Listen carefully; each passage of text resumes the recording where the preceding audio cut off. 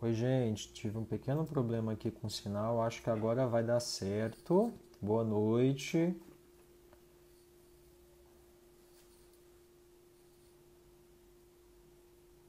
A Joana entrou de novo, voltamos.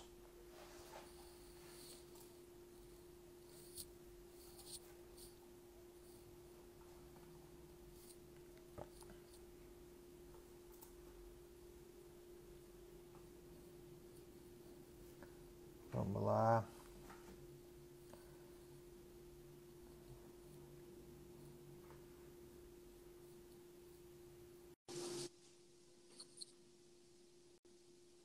Boa noite a todos.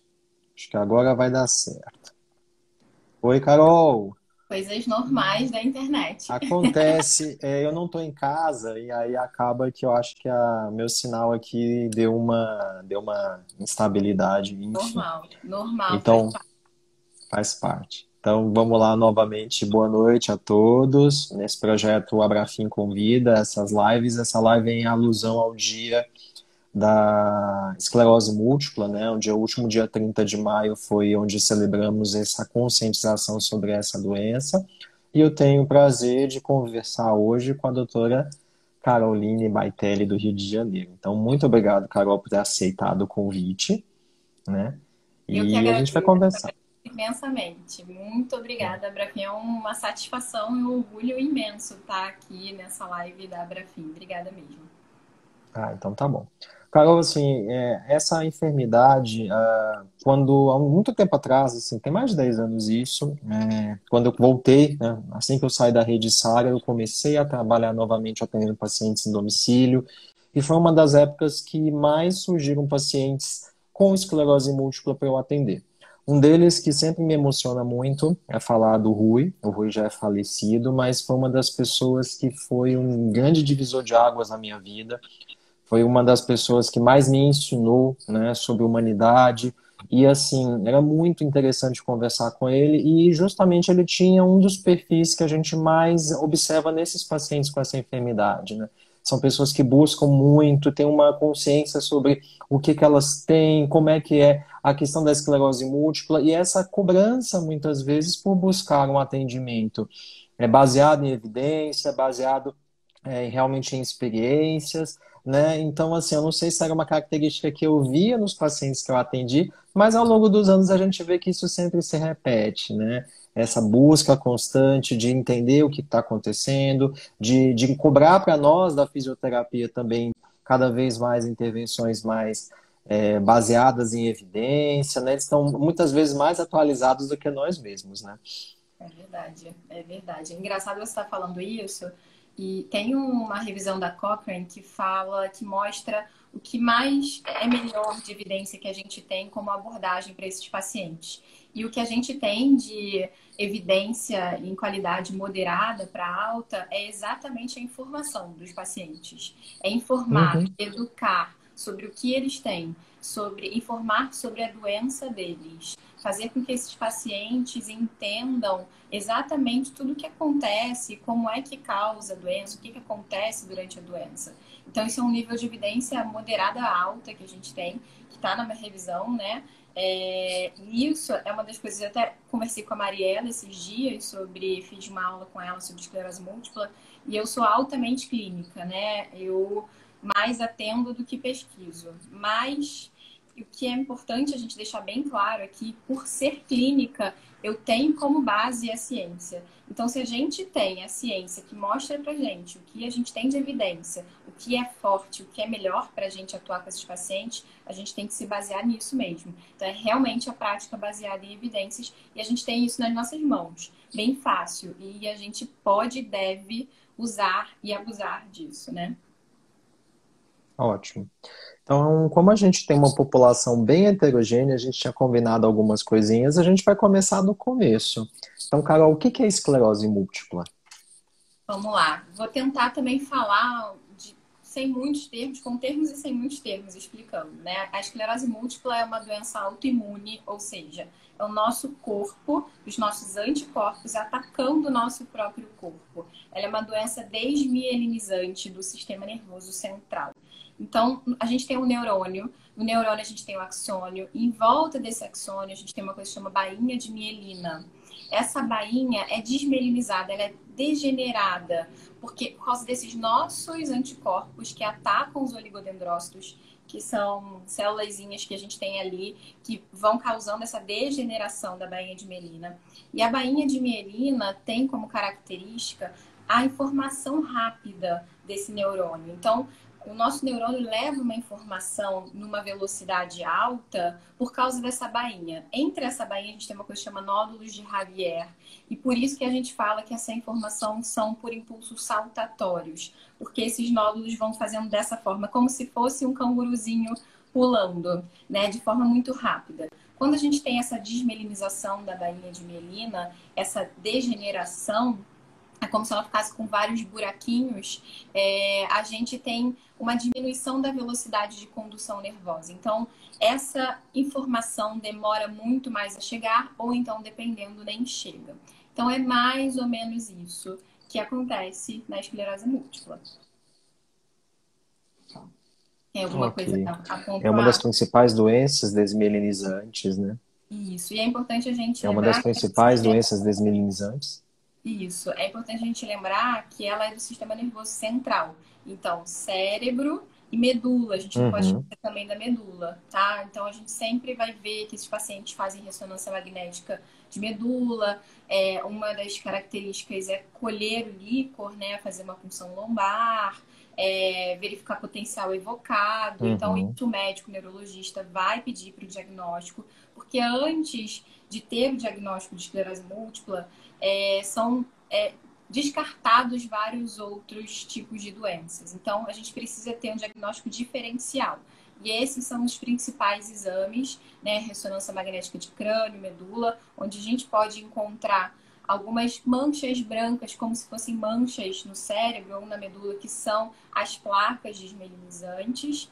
A gente tem alteração no potencial evocado e alteração de líquor, né? Que são exames principais. Mas, às vezes, nem sempre ainda, com tudo isso, muitas vezes a gente tem pacientes, né? Não sei se você já deve ter tido paciente assim, Wilson, que não tinha o diagnóstico fechado.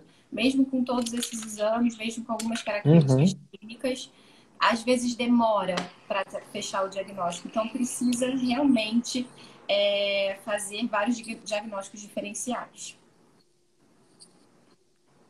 Ok.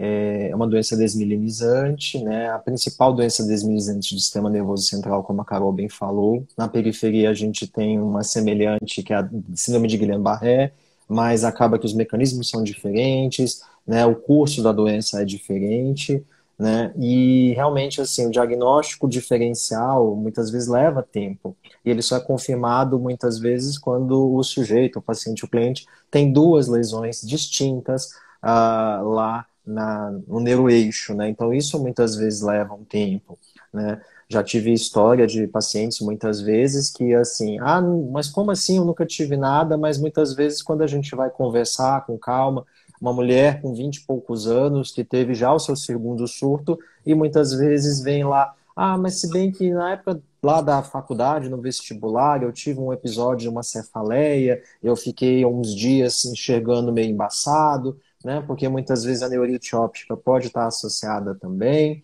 né? Então, realmente, assim, requer um tempo maior para a gente fechar esse diagnóstico. E muitas vezes, como você bem falou, cérebro ou medula, ou muitas vezes até o cerebelo, você pode ter lesão em qualquer uma dessas locais, e aí você pode ter sintomatologias bem distintas entre um paciente e outro, né? E às vezes eu falo para o aluno que é como se fosse um coringa no jogo do baralho e ele se comporta de acordo com a construção aí dos naipes ou das sequências que você tem. Exatamente. A gente não tem uma característica única de sintomas, né? Como pode acometer qualquer parte do sistema nervoso central, a gente tem vários tipos de acometimento. Então, as manifestações clínicas são variadas. Alterações sensoriais, alteração de força, alteração de equilíbrio, fadiga, né? Que são as principais características clínicas, até mesmo cognitivas.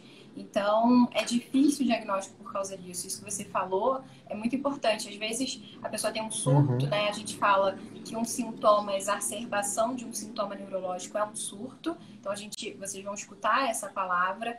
Muitas vezes, esses pacientes precisam fazer uma medicação venosa, que chama pulsoterapia, que é corticoide venoso, né? É necessário fazer isso, muitas vezes.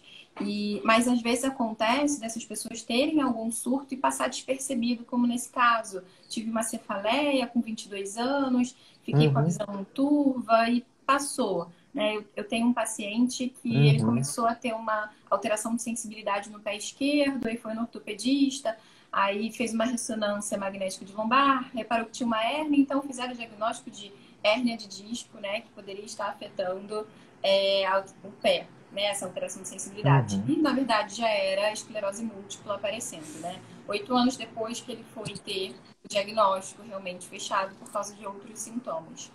Então, nem sempre é fácil Uhum. fechar o diagnóstico de esclerose múltipla. E a gente tem muito esses casos de pacientes que ficam nessa angústia de não saber o que tem, de realmente não saber se é ou não é esclerose múltipla, que tipo de doença que é, né? Então, é bem complicado isso. Uhum. É. E não tem uma linha de raciocínio, podemos dizer que é hereditária, degenerativa, né? Enfim, você tem histórias de pacientes que desenvolvem o quadro mesmo sem ter tido ninguém na família com uma doença preliminar, né? Então, são algumas coisas que a gente escuta muito, né? Os pacientes perguntarem para nós, mas pode desenvolver um quadro sem precedente, né? Aí vem aquela famosa história da teoria viral, que em algum momento um vírus sensibilizou o sistema imunológico, e aí esse vírus desencadeou produção de anticorpos, e no momento de estresse, um momento de cobrança, um momento. Nada que a gente não esteja vivendo nessa época de pandemia, você tem um cenário favorável para esse início de ataque aí no sistema imunológico, a bainha de mielina no sistema nervoso central, né? Exatamente. É isso. É, E nessa Fala. miscelânea, que acaba que muitas vezes é o grande desafio, né, para a gente poder padronizar e buscar pesquisas mais robustas em relação a essa população, existem várias e várias características, dependendo do local aonde foi é, manifestado. Então, você pode ter síndromes piramidais, você pode ter síndromes cerebelares, medulares. Eu não lembro de ter visto em nenhum momento extrapiramidais, mas até mesmo componentes periféricos como a fadiga a gente observa bastante, né? Então, dependendo do local onde foi lesionado, você acaba tendo essa exacerbação. Tem uma pergunta aqui, Carol. A Bruna está perguntando sobre pode iniciar com um sintoma de alteração de temperatura em uma perna, por exemplo? Se tiver alguma alteração de sensibilidade, mas não alteração de temperatura que diz sentir estar quente ou frio a perna, isso não tem uma questão vascular, né? Mas Percepção de temperatura. percepção de temperatura, acho que não, só se tiver alguma alteração de sensibilidade, mas eu Uhum, acho que, né, é uma alteração de sensibilidade superficial, que altera a questão mas é muito, muito pontual, né? Tem que realmente ser uhum. bem avaliado. É. É, Porque uma das uhum, características que a gente não falou, acomete mais mulheres do que homens, são 2 mulheres para um homem, uhum, e é uma doença de adultos jovens, né? Então, muitas vezes a gente vai ver diagnósticos de pessoas na faixa etária entre 20 e poucos anos, 30 anos. Não que a gente não possa ter um diagnóstico tardio. E aí vem um ponto de interrogação: será que essa esclerose múltipla se manifestou tardiamente ou ela já havia tido algum sintoma mais jovem, né, e não teve o diagnóstico? Mas normalmente uma doença que tem essa característica de se manifestar em adultos jovens, né? E existem algumas formas uhum, de esclerose múltipla, que são 4, e a principal forma da esclerose múltipla, a classificação, é remitente e recorrente. Então, que é mais ou menos quando você tem um surto, um sintoma neurológico, você tem a remissão desse surto e se mantém durante um tempo. Tem pessoas que têm características de ficarem anos. Existem hoje medicações que também não são comprovadamente eficazes, mas que você consegue ter uma tentativa de modulação, de estabilidade da doença, né? Então, você tem o surto, a remissão e a manutenção. O surto, remissão e manutenção. Isso depende um pouco do tempo de cada um. Mas é a classificação mais comum que a gente encontra. 85% dos indivíduos com esclerose múltipla apresentam essa classificação. E pegando o gancho que você falou, a gente chegou a falar de manifestações clínicas, 80%, 75%, 80% dos pacientes têm fadiga. E isso é um assunto que rende uma live inteira só de fadiga, né? É uma fadiga que pode ser periférica, que a gente escuta muito falar, né? Eu tinha uma professora na faculdade que ela fazia uma analogia muito com o personagem daquele seriado Chaves, do Jaiminho Carteiro. Eu quero evitar a fadiga, né? Então a gente precisa pensar em técnicas de conservação de energia, mas também a gente tem visto uma fadiga central também, né? A Bruno, característica... essa questão de teoria viral é o que a gente... Diga, Carol. Fala. Cortou um pouquinho. O Bruno entrou com uma pergunta, uma relação de vírus com o desenvolvimento da esclerose múltipla. A gente não sabe ainda ao certo, mas assim, o vírus, os receptores de membrana do vírus, eles são muito semelhantes aos receptores da bainha de mielina. E aí uma infecção viral, em qualquer momento da vida, ela pode fazer com que esses anticorpos desenvolvam, na verdade, esses receptores contra essa membrana e numa diminuição aí da imunidade, pode ser por estresse, sei lá, pré-vestibular, ou algum outro momento da vida, numa baixa desse sistema imunológico, você pode iniciar esse ataque. É o que a literatura estabelece, tá? Isso está bem claro aí nos livros, quando a gente vai estudar esclerose múltipla. Exatamente. O fator vírus, infecção, são causas, fatores ambientais, que é o estresse, o cigarro, o sedentarismo, podem ser fatores que causam, né, um estresse que podem gerar isso que o Hudson está falando. Genético, são pontos de interrogação também ainda, isso, se tem como causa genética, mas a gente ainda não sabe, não tem como saber. Eu li até um estudo, porque a epidemiologia mundial é bem interessante, assim, sobre isso. Você vê na epidemiologia, no hemisfério norte, a gente encontra uma quantidade muito maior de pessoas com esclerose múltipla do que aqui embaixo. E aí questiona se existem alguns artigos, alguns estudos que investigam a questão da incidência solar por causa da vitamina D nos indivíduos em fase de crescimento. Então, parece que os indivíduos que cresceram até os 15 anos em locais, em países que tinham mais incidência solar, tem menos risco de desenvolver esclerose múltipla do que quem moraram até os 15 anos, em lugares com menos incidência solar. Mas isso são ainda questões, pesquisas, e que podem ser algum tipo de causa. Muitas pessoas já devem ter escutado falar em protocolo Coimbra, que é altas doses de vitamina D. Muitos pacientes optam por fazer esse tipo de protocolo, que também ainda não tem evidências robustas para que seja um tipo de tratamento para esclerose múltipla, mas que está aí, que muitos pacientes fazem esse tipo de tratamento, né? Ótimo, perfeito. Tinha uma outra pergunta aqui, por que normalmente estruturas mais acometidas incluem o nervo óptico, substância branca medular? É porque o ataque maquiel, ele acontece justamente na substância branca, né? Então é uma doença degenerativa, desmielinizante do sistema nervoso central. Então o local que vai ter o ataque é justamente essas regiões, tá? Por isso que são os locais mais acometidos. Exatamente, é isso mesmo. E aí a gente tem uma escala, né? A escala de classificação perfil de Kursky, que ele coloca de 0 a 10 em termos de gravidade, né? Quanto maior a nota nesse perfil, você vai ter uma maior severidade ou gravidade da doença. E ela tem, como a Carol bem falou, um tratamento e um acompanhamento, que pode ser feito por imunossupressor regulador, mas também pela nossa atuação como fisioterapeuta. E ela tinha mencionado, e a gente vai entrar nessa fala agora, sobre a fadiga, que realmente é uma das coisas assim que mais levam impactos na qualidade de vida, na sensação de bem-estar e nas alterações motoras mesmo dessas pessoas, né, Carol? Isso. Essa escala de Kursky, ela é muito conhecida como EDSS, né? Que é a escala expandida Uhum, do estado de incapacidade, que é isso que o Hudson estava falando. Então, de 0 a 10, de 0 a 9, tem algumas diferenças entre isso. Então, é o quanto de uhum, incapacidade que esse indivíduo tem por causa da doença. Então, muitas vezes alguns pacientes chegam, o médico colocou aqui escrito EDSS 4, o que que é isso, né? Então, muitas vezes a gente precisa também explicar, fazer esse indivíduo entender.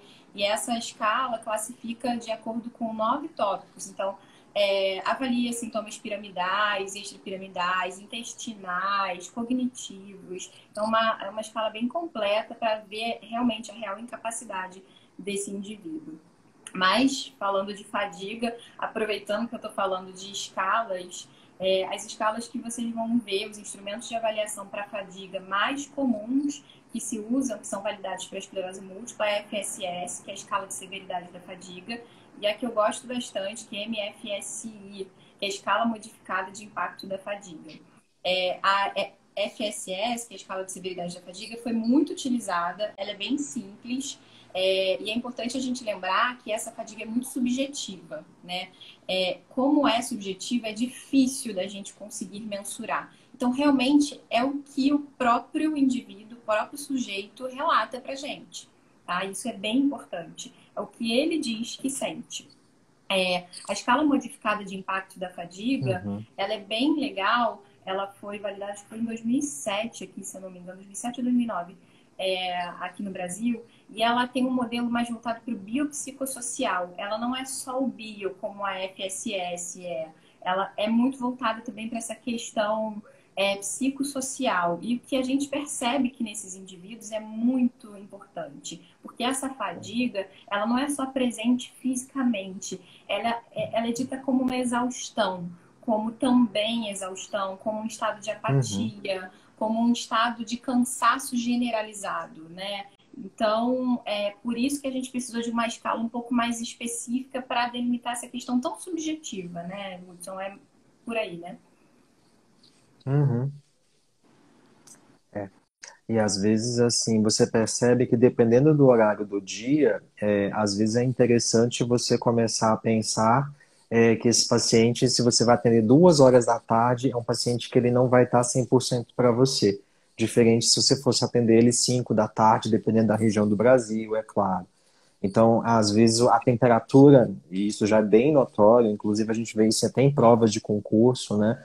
Falando sobre a água tépida, que é a água pouco morna, no caso da hidroterapia, né? A água pouco quente, o ambiente como um todo. Então, são cuidados que a gente precisa ter também para assegurar que essa fadiga ela não vá se instalar de maneira tão súbita nessas pessoas, né?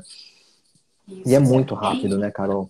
muito. Essa parte é muito importante para a gente, porque a gente hoje tem como evidência a atividade física para esses indivíduos. Colocar essas pessoas para fazer atividade física. Uhum, Mas aí muitos pacientes chegam para mim, mas olha só, eu sei que eu tenho que fazer atividade física porque vai melhorar minha condição, até mesmo a minha fadiga, mas como é que eu saio da cama para isso se eu estou fadigado? Se eu não estou aguentando, né? Então, uhum, talvez a gente, é isso que o Hudson está falando, ver um horário melhor. Qual horário que aquela pessoa se sente melhor no dia? Eu moro aqui no Rio de Janeiro, verão, meio-dia, eu não vou para a rua com essa pessoa. Ou então, talvez seja o único horário, mas eu vou ligar o ar-condicionado. A gente vai ficar num lugar bem resfriado, porque parece que o calor também afeta muito essa uhum, fadiga. Então, é muito característico a gente perceber que nos sim. lugares, nos locais aqui do Brasil que são que fazem temperaturas muito elevadas, esses indivíduos tendem a fadigar muito mais. Então, a importância da gente se preocupar com isso também, Uhum. né? De ter um lugar resfriado, do horário, do momento melhor para esse indivíduo. Uhum. Excelente. E o exercício, né, que é a questão mesmo, como você falou, do padrão ouro, né, a questão que a gente busca mais evidência dentro do que a gente já tem, até mesmo para a gente pensar na hora de você prescrever o seu treino, respeitando esses momentos também. É o que a gente chama de treinamento intervalado, né, parar um pouquinho para descansar, porque muitas vezes quando essas pessoas nos procuram para fazer a fisioterapia, aquele famoso mito, né, de quanto mais, melhor, né, eu tenho que fazer mais e mais e mais e mais, e muitas vezes a gente realmente precisa parar um pouquinho, vamos descansar um pouquinho, porque senão realmente essa pessoa ela vai fadigar, e quando essa fadiga se instala, ela se instala de uma maneira assim tão drástica que a pessoa leva um tempo aí realmente para essa recuperação, né? Exatamente. No ano passado, nesse Dia Mundial da Esclerose Múltipla, da conscientização, eles fizeram, na associação, eles fizeram uma abordagem bem importante sobre os sintomas invisíveis. E a fadiga se inclui nesses Uhum, sintomas invisíveis, que seria fadiga, depressão, seria um sintoma invisível também, ansiedade. A gente tem muitos pacientes com depressão na esclerose múltipla, sendo um fator primário ou até mesmo secundário. Então, o quanto que é importante a gente escutar esses pacientes, acreditar nesses pacientes de que não estão bem, estão cansados, o quanto é importante a gente conversar com a família, com as pessoas que estão próximos deles, desses sujeitos, e explicar que não é preguiça. Porque muitas vezes a família uhum, acha, o companheiro, o cuidador, é preguiça, não quer sair da cama, tá preguiçoso, mas uhum, muitas vezes não é fadiga, é uma exaustão, é depressão, e o quanto que a gente precisa de um acolhimento, de um entendimento desses sintomas que são tão importantes, né? E que a gente pode piorar, a uhum. gente pode exacerbar fazendo um exercício de alta intensidade. Mas falando em exercício de alta intensidade, eu já vou aproveitar para falar sobre isso, porque tem uma revisão sistemática que fala sobre dosimetria. E aí, a dosimetria, quando você vai Hum, olhar na dosimetria, é interessante porque fica assim: exercício moderado para os indivíduos com esclerose múltipla. Então, moderado a gente fala 50% a 60%, né? Então, pensando em força de 10 RM, por exemplo, vamos colocar 10 RM em força. Mas aí coloca uma ou três séries de 8 a 15 repetições. Então, fica uma coisa muito ampla, né? Por isso que é tão importante a gente uhum, individualizar cada plano terapêutico, individualizar a avaliação. A gente tem a ciência baseando por trás, que a gente tem os instrumentos de avaliação, tudo que pode ser feito por esses indivíduos. Mas a importância de individualizar cada planejamento de tratamento é muito importante, porque o que vai ser bom para você pode não ser bom para outro sujeito. Né? Eu tenho, não é minha paciente, porque ela não precisa de fisioterapia neurofuncional, ela faz ortopédica, uma conhecida minha, na época que eu nadava, ela é triatleta. A Natália, ela fez uma campanha no ano retrasado para a conscientização da esclerose múltipla e ela fez o Full Ironman, que são 180 quilômetros de bicicleta, 42 quilômetros de corrida e 5 quilômetros de natação no mesmo dia. Ela completou a prova em 14 horas e ela é uma sujeita com esclerose múltipla. Então, você vai dizer que porque ela tem um diagnóstico de esclerose múltipla, ela não pode fazer isso? Não. Ela pode, consegue, ela nunca mais teve surto desde que ela começou a treinar. E é importante a gente lembrar que o treino dela é de no mínimo 5 horas por dia, porque para fazer o que ela fez, ela tem que treinar de domingo a domingo, no mínimo 5 horas por dia. E ela não teve mais surtos depois disso. Então, o que uhum, é bom para a Natália pode não ser bom para o outro paciente que a gente tem. Então, a importância da gente individualizar muito bem uhum. isso tudo. Exatamente, né? E outra coisa, quando você pega esse exemplo, a gente olha, sei lá, olha para nossa realidade no dia a dia, quem tem mais fadiga? A Natália, que pratica essa desse nível, ou às vezes a gente que chega no final do dia cansado, né? E não consegue nem ainda fazer aquela caminhadinha básica.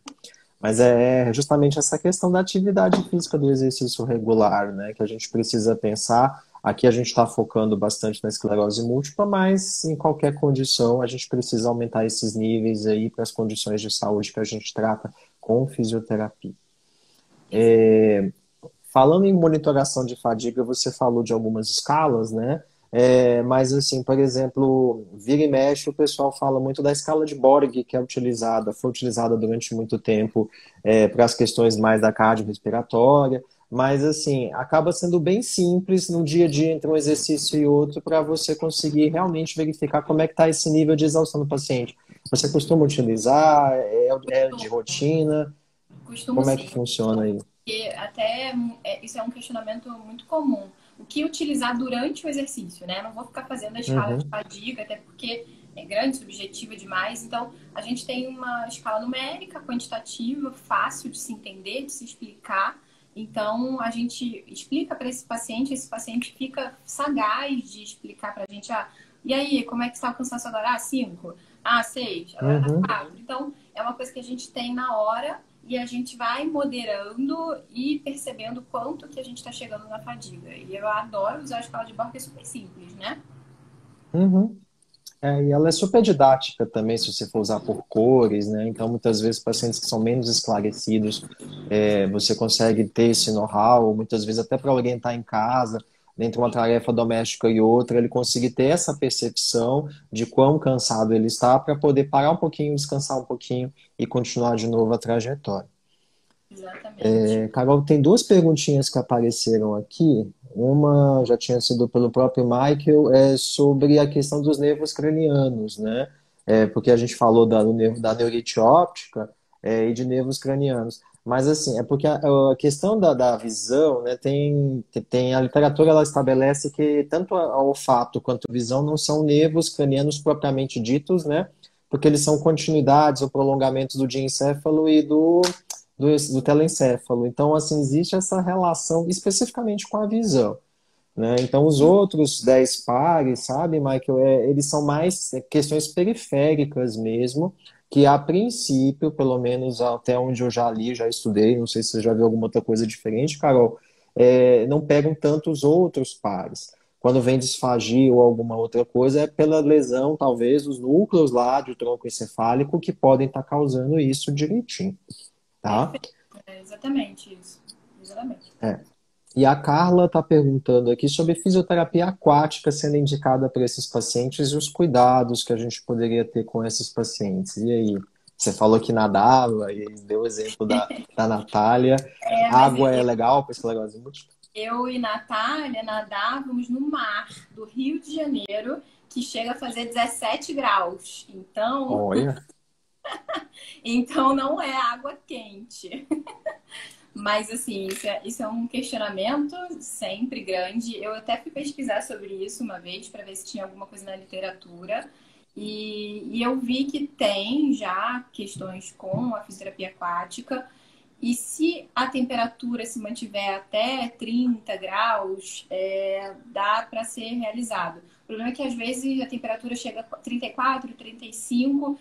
Não é um problema exatamente as 34, 35 de temperatura, só que a gente vai fazendo exercício, o corpo vai esquentando e você vai aumentando a temperatura corporal também, e a sensação de fadiga pode ser muito maior dentro da piscina. Não é nada Uhum. contraindicado, mas tem que ver se isso realmente é uma indicação para esse paciente. Então, assim, talvez é só ali na piscina que ele se sente bem, ele gosta muito de estar na piscina, né, as preferências, o que deixa esse indivíduo motivado é muito importante. É aquilo ali que ele gosta, então beleza, vamos entrar na piscina. E aí a gente vai monitorando um pouco melhor essa questão de temperatura, de intensidade do exercício, para que essa fadiga não venha à tona, né, tão rápido e tão frequente. É. De nada, A Carlos. gente fala muito da piscina como uma facilitadora, porque ela diminui a carga sobre os segmentos, mas a gente está se movimentando o tempo todo contra a resistência e a turbulência da água. Então, isso é uma coisa que a gente precisa pensar bastante, porque ela pode ofertar uma resistência e isso levar a um cansaço maior. Não é porque está dentro da piscina que o treino vai ser leve, né? Lógico, eu já trabalhei com piscina e eu adoro, eu acho que é um ambiente maravilhoso, né? Principalmente para quem gosta inclusive dos sujeitos que estão na piscina. Mas é exatamente nessa questão que a gente precisa pensar, porque às vezes todo mundo fala que é mais fácil, é exatamente o que você falou, é mais fácil, né? A Uhum. flutuação e tudo mais. mas a gente Uhum. pode fazer uma resistência muito grande dentro da água. Então a gente tem que saber dosar. É exatamente isso. É. A mesma coisa que vai se aplicar a qualquer outro tipo de recurso que a gente vai pensar. Assim, será que eu posso atender esses pacientes em tal ambiente ou tal recurso? Então, nisso que a gente tem conversado nesse tempo aqui agora, é realmente ver assim, a indicação, por exemplo, a piscina. A Carol acabou de falar sobre a temperatura, a gente está falando sobre a resistência que a água pode ofertar, mas sempre monitorar a fadiga. Uma das coisas que a gente escuta às vezes, é para fortalecer, é para analgesia e a eletroestimulação. Só que quando a gente vai ver a eletroestimulação, né, muitas vezes, dependendo do contexto, eu já tive experiências com pacientes que foram super interessantes, mas eu ficava monitorando o tempo todo essa questão do cansaço, né? Exato. Porque assim, você recruta, pensando em força, uma fez, fibras tipo 2 e elas são altamente fadigáveis. Então, assim, o lance que a gente tem que parar para pensar é realmente pode, deve, quais são os efeitos que aquele recurso vai gerar naquele paciente. E aí a gente realmente, como a Carol falou logo no início, a gente busca sempre a evidência.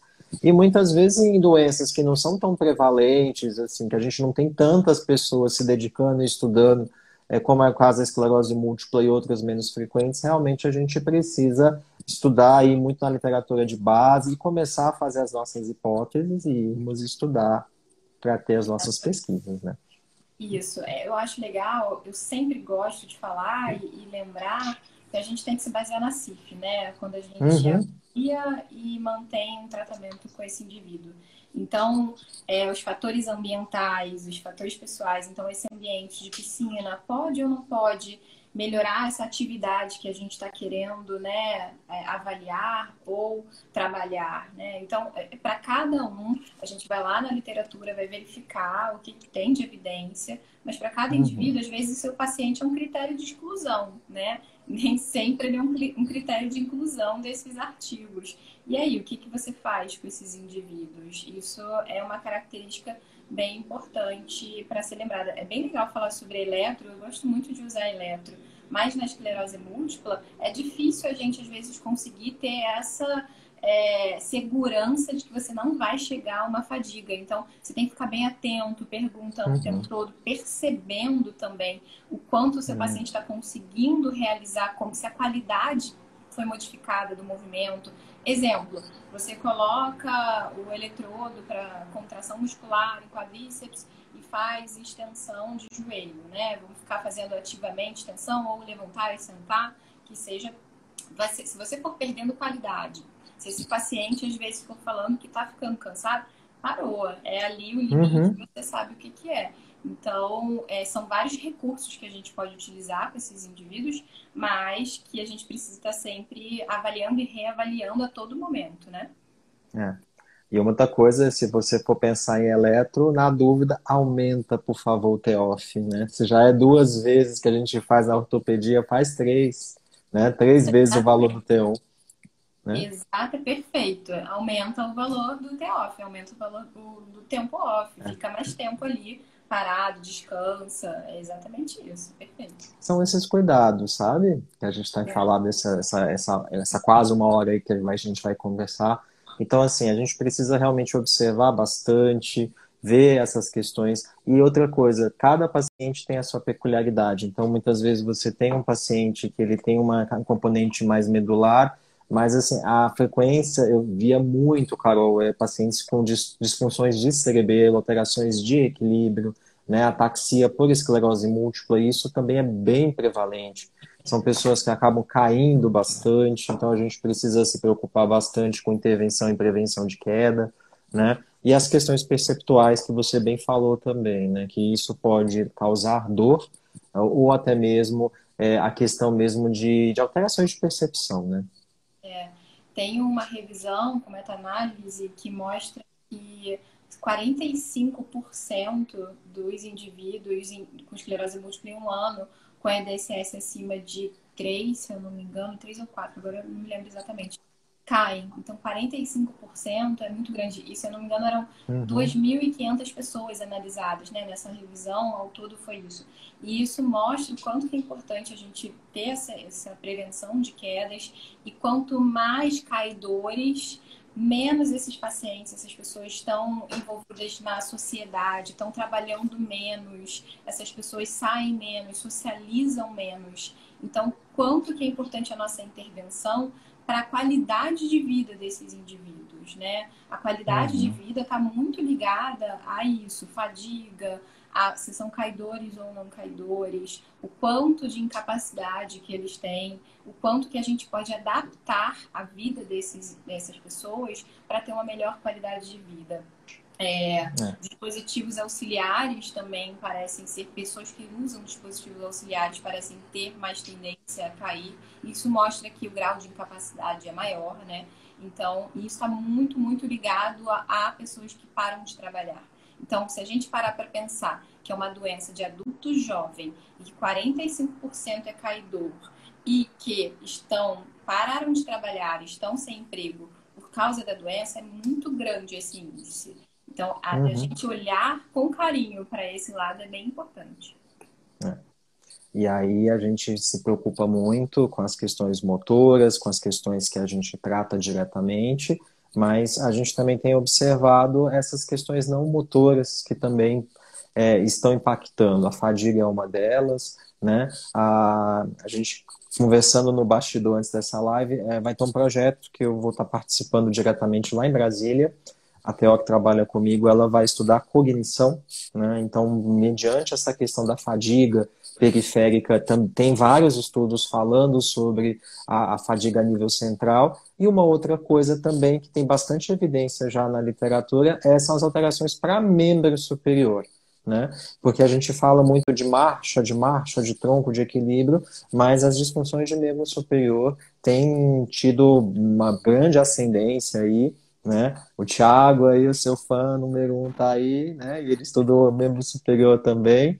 A gente tem evidências aí com ferramentas como a caixa bloco, o Nine Hole Peg Test, né? E a gente tem observado que há alteração na destreza manual, no alcance manual, também nesses pacientes, e vão comprometer a capacidade laborativa, vão comprometer aí a independência para as atividades de vida diária, e é isso aí. Né? Ou seja, tem um universo de possibilidades, né? Eu acho que na maioria das doenças, você falou do Thiago, o Thiago estudou no mestrado, membro superior até, né? Foi essa tese dele.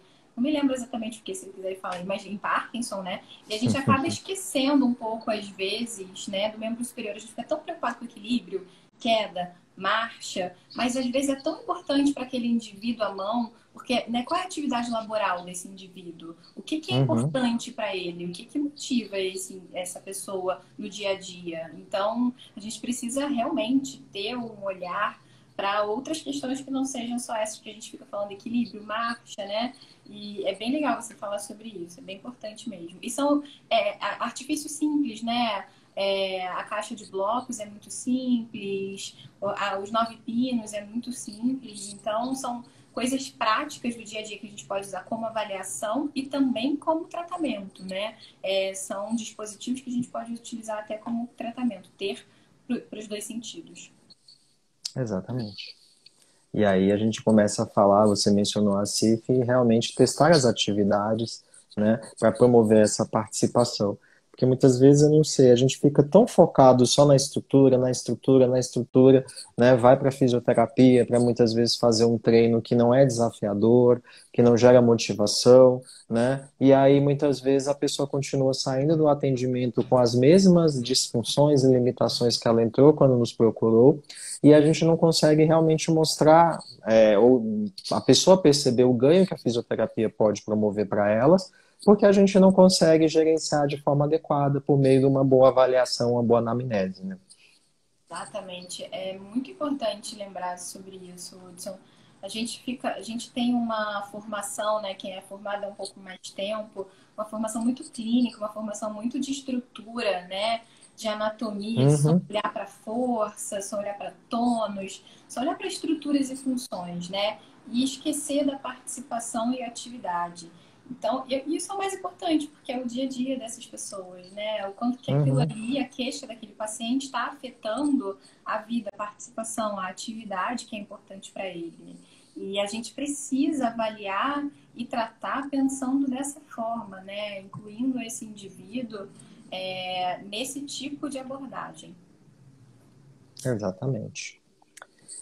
Carol, nós temos uma novidade, né, que vai acontecer em setembro, o sexto CobraFim, o Congresso Brasileiro de Fisioterapia Neurofuncional, entre os dias 3, 4, 5 e 6, no mês de setembro. Esse ano totalmente de forma online, e dando um spoiler à programação, a gente está atualizando no site em tempo real, a Carol será palestrante do CobraFim. E aí, o Nossa, que você vai falar no CobraFim, Carol? ai, fico até nervosa. É uma honra falar no Cobra Fim, né? O nosso congresso mais importante da fisioterapia neurofuncional aqui do Brasil. E esse ano tem uma perninha internacional, né? Hudson, você que é organizador pode falar melhor do que eu sobre isso.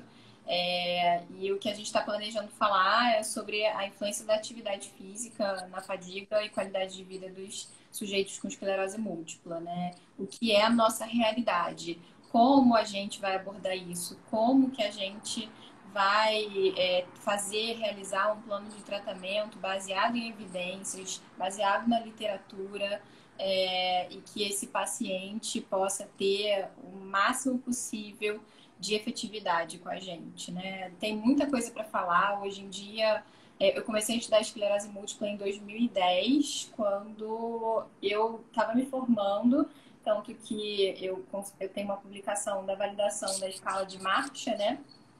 Para esclerose Eu li o múltipla. seu artigo essa semana. Eu falei, eu conheço ela. Você viu? Você não sabe quem é? Vi, eu sei quem é. É, Pedi autógrafo.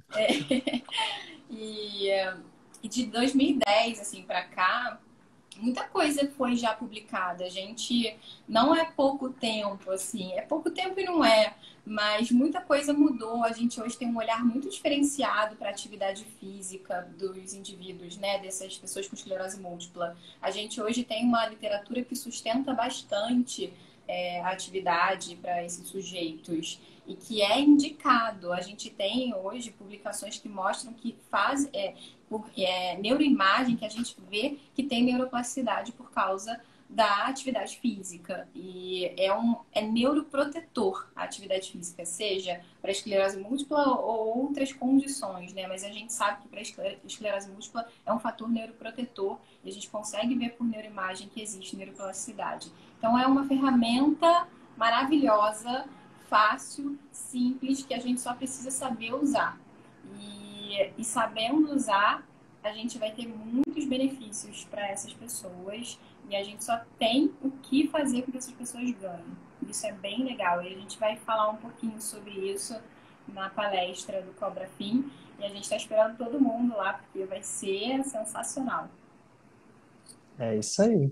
Aproveitando para quem está assistindo, o deadline para submissão de trabalhos é amanhã, né? Então, se você ainda tem uma ideia engavetada aí, desengaveta. Às vezes tem uma pesquisa de esclerose múltipla aí, a gente está Isso. louco para ver, né? Exatamente. É uma coisa que a gente vê pouco, né, Hudson? A gente Uhum. tem uma condição, muitos indivíduos, é uma doença que eu até tenho aqui, eu deixei separado quantas pessoas, porque eu não me lembro de cabeça, né?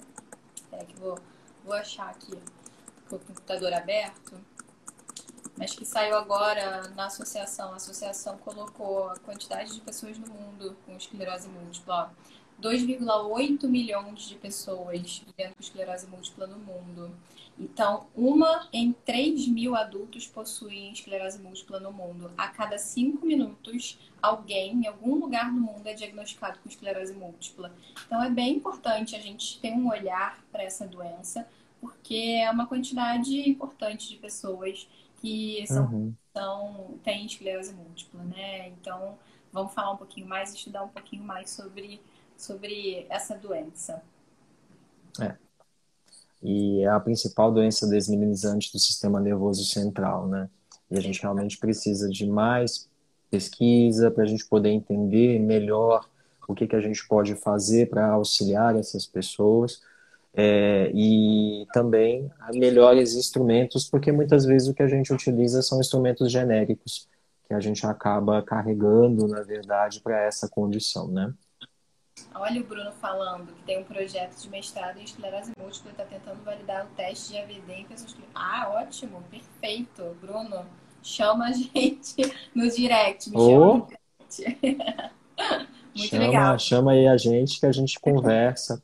E é realmente a gente precisa realmente buscar, né, dentro dessa rede aí de pessoas, né, porque muitas vezes, dependendo da cidade onde você mora, não sei se tem muitas vezes famílias ou até mesmo usuários com esclerose múltipla assistindo essa live, mas muitas vezes quando a gente vai para o interior do nosso país, que é um país continental, as pessoas têm muita dificuldade de ter acesso à informação ainda, apesar de a tecnologia estar hoje em dia na nossa mão, então a gente precisa realmente dessa rede, né? Tem uma Associação Brasileira de Esclerose Múltipla, né? É essa que você estava mencionando, né? É a E BEM. assim, é necessário que a gente realmente faça contato, né? A Brafim, ela tem um cunho científico, né? Mas essas outras associações, ela tem um cunho mais de auxiliar as pessoas que têm essa disfunção, que têm essa limitação. Então, é interessante participar efetivamente para buscar, né? Conhecer. Conhecimento é libertador, né? E a gente consegue realmente buscar assistir as pessoas que estão bem necessitadas em relação a isso. Isso, como a gente falou no início da live, é tão importante a gente informar os usuários como a família, né? Uhum. A família precisa entender o que esse sujeito tem. A família precisa entender, de novo falando, que não é preguiça muitas vezes, que não é frescura muitas vezes, né? Na grande parte das vezes.